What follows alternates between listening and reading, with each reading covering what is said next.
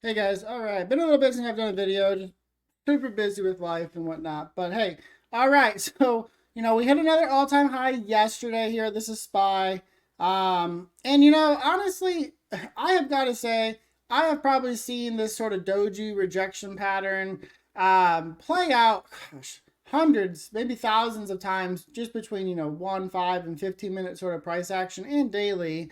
Um, and I would say 90 to 95% of the time, this pattern yesterday, so Monday, today's Tuesday, Friday and Monday's pattern, that kind of big old breakout and then a doji closure like that, I would say 90 to 95% of the time, that results in a major retrace, usually to the 8 EMA support. However, we got a big push today. So, again, Friday, today, yesterday has been some of the choppiest and just hardest price action I have had to trade in a very long time.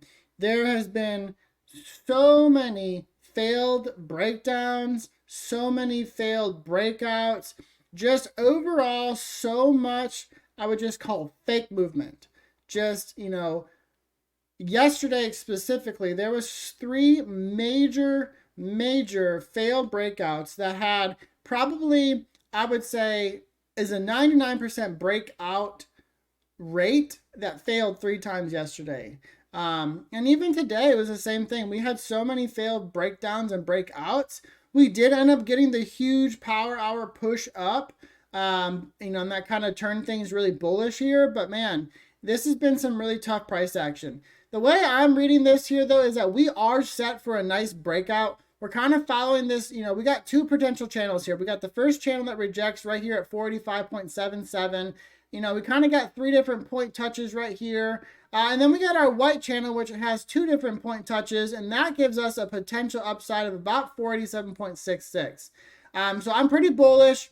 Again, until we see a new daily supply, until we probably see a really big drop in daily buyers, and until we're at least under the 8 EMA, this is just a buy the dip market. This candle right here on Wednesday the 17th, that was the ultimate dip buying opportunity. That was the bounce, and I called out the bounce. It looked like it was going to bounce, and we were going to get the reversal. I didn't know if we would break through that 477.86 and 478.15 double supply range, but we broke right through it. So again, we're just moving our demands up as we go. So really, like I said, we'll probably get a supply somewhere up in this area, and we're going to come back down, maybe back down to here, and then we'll get a new demand, and then that's going to start the next leg up. Netflix reported tonight, had a pretty big upside reaction, about 7% up the last time I checked on it. So, we come into Tesla on Thursday after hours. So, there's a lot of movement that could happen this week with earnings. We do get GDP on Thursday, and then we also get PCE on Friday. Those are some two big important data points. But at this point, I just don't see a reason why we don't continue this rally into FOMOC, which is next Wednesday. I think FOMOC is the next opportunity that the bears have to really send a correction down. We it's kind of funny the way this market works. We rallied on the idea, and this goes back to 2023. We rallied on the idea of a Fed pause. And then we got the Fed pause, and we kind of started coming back, going down a little bit. We had a bit of a correction. Then we were rallying on the idea of the actual Fed pivot. And then later last week, when they decided, okay, the Fed pivot probably isn't happening as quick as we thought it was going to happen, we actually rallied off that data. So, this market just continues to rally. It's pretty much just rallying without any care about what is happening or what is going on. So going over to ES here, same thing. This reversal candle, this is a textbook reversal candle, but boom, big old pop to the upside here. There was a time period where it looks like we were going to come down, maybe get to the 8 EMA, but as of right now, big breakout. We are sitting at that resistance line right here, so potentially 49.05 could hold us as resistance, but if we look at our red, bigger breakout channel here, we have a move up to about 49.19 area. Again, I still would not be bearish until we get a new supply. Daily sellers, which right now we have buyers to support this price action and this new high. And we're back under probably the 20 EMA. Now, going over to the Qs here, same thing. Massive doji reversal, rejection candle. I would have expected this to break us down. And for some of the day, it did look like we were going to do that. But again, we got bought back up. So now we kind of have this hammer candle here that really looks like we could pop us to the upside here. So our kind of upside resistance first is, 426.17. And then we do have a bigger 429.3 area move. Same thing until we get a new supply, which we do have a potential 423.49 double top right here. So, this could become resistance. We could get a double top and sort of fall back down here. But you can see after hours here, because of Netflix, we already have a little pop up here. So, we have back-to-back gap ups. This was also a gap up, but we dropped down. And then now we're moving back up. So, again, I just have no reason to be bearish right now. The price action intraday the last 2 days really was not bullish, I would say. But again, overall macro-wise, I just don't have a reason to be bearish. I certainly would expect an upside move. Going over to NQ, same thing.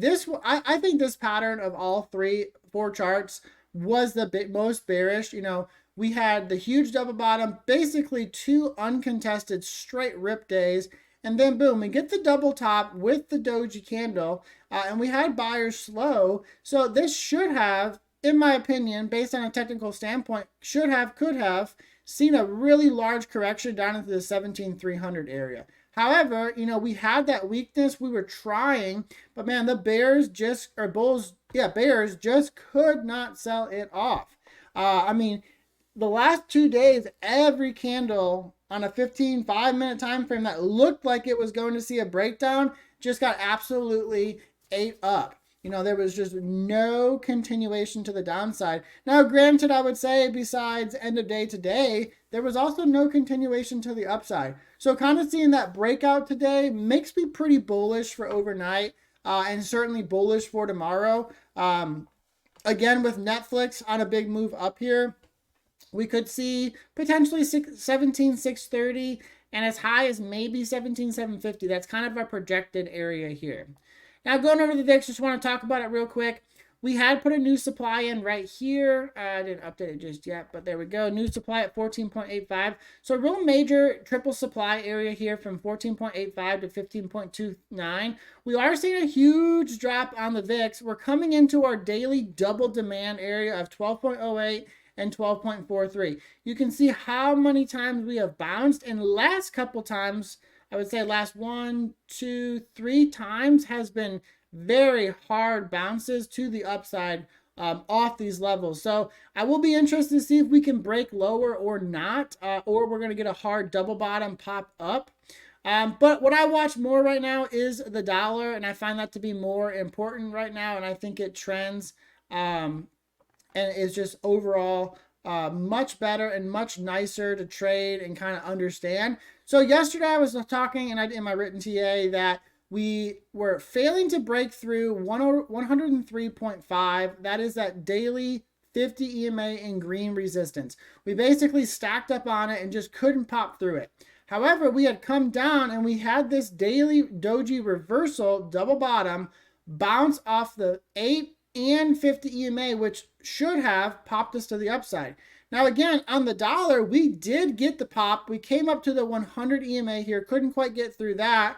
But, we didn't get the sell-off that you would expect it to get with that pop on, NQ and ES today. So right now, the dollar looks like it's on a nice trajectory up. And, our next target really is 104.086 to 104.165.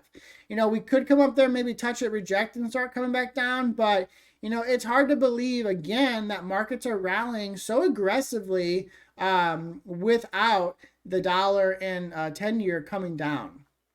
So, very, very similar pattern here on the 10-year. Same thing yesterday. I was talking about how we kind of had this doji double bottom breakout, or sorry, yeah, the doji double bottom breakout right here. And I was looking for the pop to the upside because we came back down. We hard bounced off the 8 EMA support, and we were trying to break through we're going to look to break through the 50. So we broke through the 50 EMA here, and now we're over that level. So we have a nice actual bullish engulfing candle here on the 10-year. And, we're looking for that upside pop here. So likely we'll try to go up here. And I'm sorry, this is the 100 EMA and this is the 50. So I'm looking for a move to the 50 EMA near about 4.189%, or a move up to about 4.237 to 4.260. So something I put it in the written TA yesterday, I thought was really, really interesting. When we compare this current all-time highs to previous all-time highs, so that was back, in 2022 when we had that, what was it, 479.9 something. The 10-year yield right now is almost 4 times higher than it was when we were at all-time highs last time. The dollar is about on point. It's just off a little bit. Bitcoin though, Bitcoin's almost 20% lower than it was at previous all-time highs for the market. So that's something that really is intriguing to me right now too, is the fact that the Bitcoin and crypto as a whole, now again, it could be related to the ETF and stuff, but the fact that we're not seeing speculative stuff like Bitcoin run with us, or not even just run with us, but front run us in a big way, is very surprising to me. I would have absolutely expected to, one, see the 10-year dump and the dollar dump, but I would have expected to see crypto on a very big bull run. But I mean, crypto's on, a very strong, almost 2-week long drop right now. So, it's this market is really just rallying all by itself right now. So I'm very curious to kind of see how things are going to shape up. My guess right now is that we are going to run into FOMC. I just don't see a reason for a pullback outside of that. From a technical standpoint, yesterday was the opportunity, or technically today, but, today was the opportunity for the drop. Today was the best technical setup for a bearish drop. And again, that wouldn't have even been a bearish reversal. It just would have been a back test of support, which is much needed in a rally like this. But that failed in an epic way. So, at that point, again, the macro says we go up. And, until that changes, I remain pretty bullish here. So, all right, guys, I hope you guys had a good day trading today, and I will see you guys tomorrow.